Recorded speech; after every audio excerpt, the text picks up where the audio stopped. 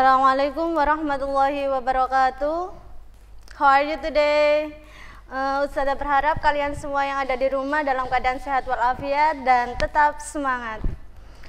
Dalam pertemuan kali ini, Ustazah akan menjelaskan review semester 2 PPKN, yang mana di semester 2 ini kita akan mempelajari 3 bab. Bab yang keempat, keberagaman masyarakat Indonesia dalam bingkai Bhinneka Tunggal Ika. Apakah kalian masih ingat? Perhatikan gambar di atas dan di atas. Siapa, apa, bagaimana, mengapa ada keberagaman ras, agama, antar golongan dalam masyarakat Indonesia? Nah, ini faktor keberagaman. Yang pertama adalah letak strategis, di mana letak strategis Indonesia ini emang ada di antara 2 benua dan 2 samudra. Yang pertama adalah benua Asia dan Australia, Samudra Hindia dan Samudra Pasifik. Indonesia juga sebagai jalur perdagangan internasional. Maka dari itu adanya amalgamasi. Apa itu amalgamasi? Amalgamasi adalah perkawinan campuran antara orang pribumi dengan orang asing. Faktor keberagaman yang kedua adalah keadaan geografis, di mana kondisi negara Indonesia adalah terdiri dari pulau-pulau. Dan yang ketiga adalah perbedaan kondisi iklim. Dan faktor keberagaman yang keempat adalah sikap terbuka masyarakat Indonesia.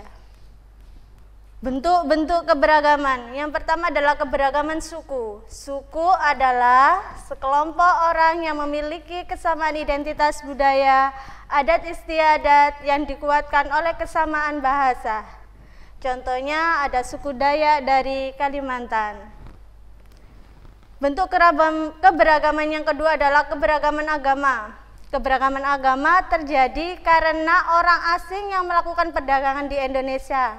Selain berdagang, mereka juga menyebarkan agama yang mereka anut.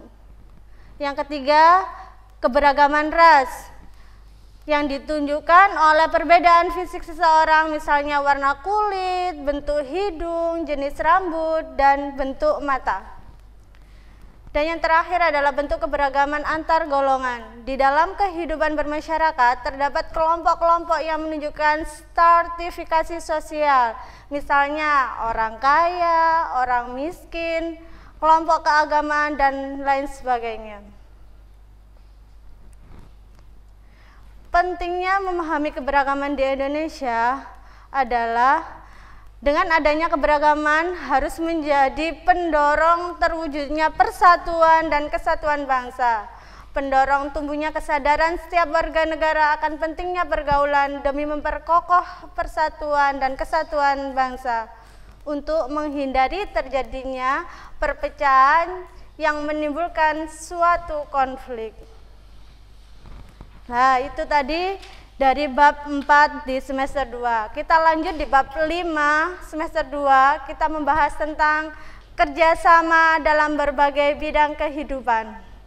Nah, perhatikan juga gambar di atas dan juga gambar di atas.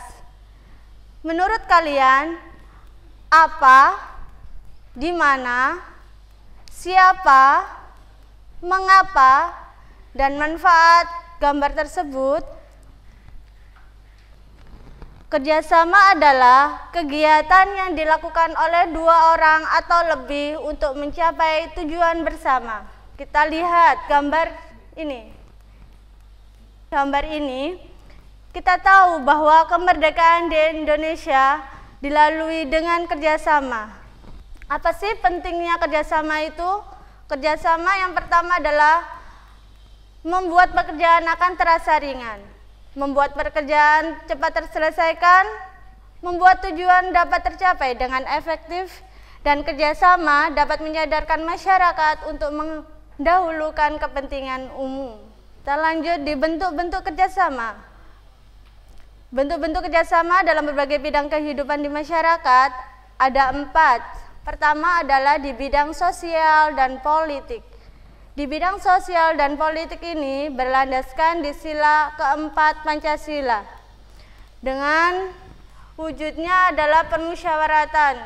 Contoh realnya seperti memilih ketua kelas, musyawarah dalam pengambilan keputusan.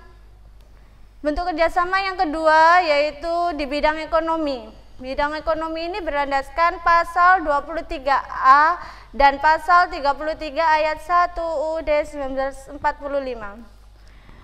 Contoh realnya adalah bentuk koperasi. Yang ketiga di bidang pertahanan dan keamanan negara. Berlandaskan pasal 30 ayat 11 dan 27 ayat 3 Undang-Undang Dasar 1945. Dari sini setiap dan semua warga negara Indonesia wajib bela negara. Oke, lanjut dari bentuk kerjasama yang keempat atau yang terakhir adalah di bidang agama. Berlandaskan pasal 29 ayat 2 Undang-Undang Dasar 1945.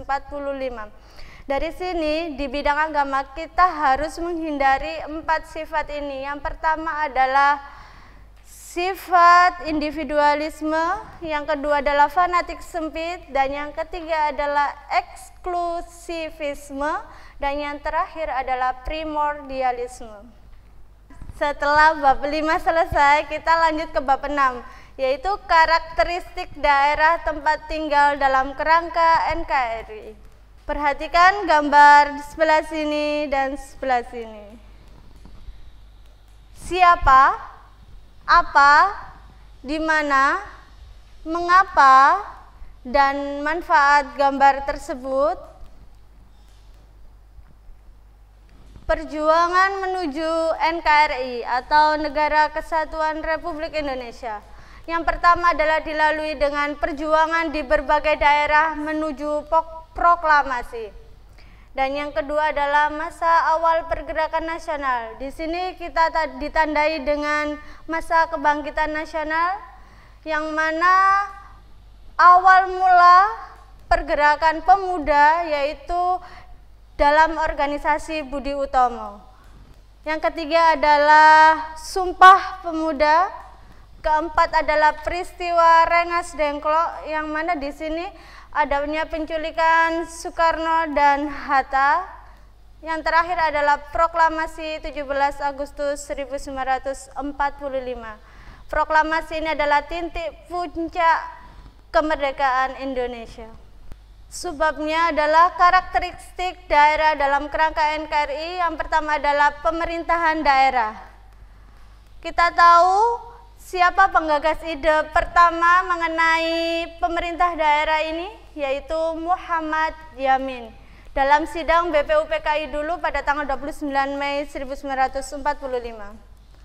Dalam penjalangan pemerintah diterapkan sistem otoda. Apa itu otonomi daerah? Yaitu pemberian kewenangan kepada daerah untuk mengelola daerahnya masing-masing. Asas-asas otonomi daerah ada 3. Yang pertama adalah asas desentralisasi, yang kedua adalah asas dekonsentrasi, dan yang ketiga adalah asas tugas pembantuan.